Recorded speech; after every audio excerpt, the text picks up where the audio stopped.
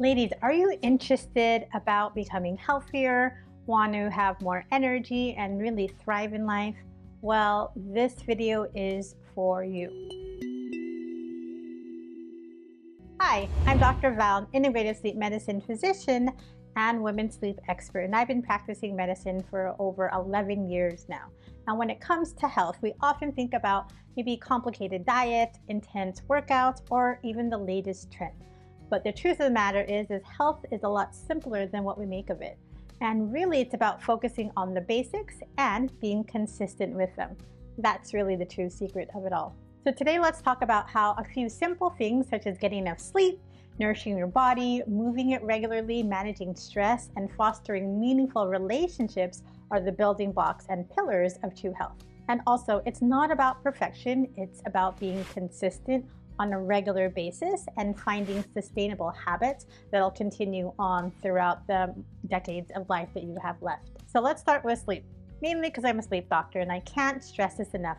Sleep is so important for overall good health. And we all know that when we don't get enough sleep or rest, we can feel really irritable, foggy, and drained. So my simple tip is to prioritize sleep.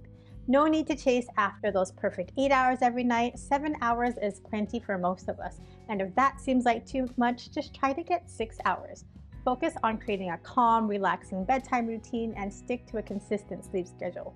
One thing that I've had to do is actually put my phone on a different table that's even further than I can outstretch my arms. So if I can't fall asleep, I'll have to do something else rather than grab my phone and look at the latest social media or read the news. The next thing I want to talk about is our nutrition, and let's talk about food.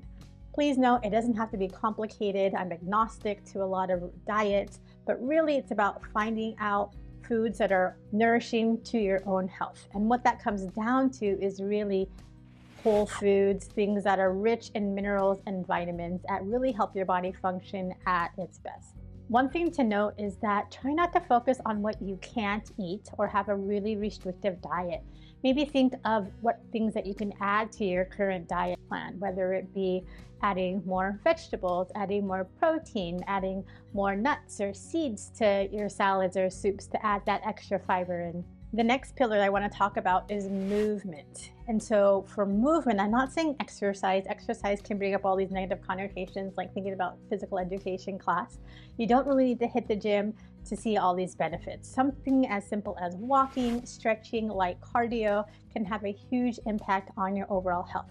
Regular movement can keep your body strong, your metabolism active, your mind clear, and it's also really good for your bone health, especially for women going through perimenopause and menopause.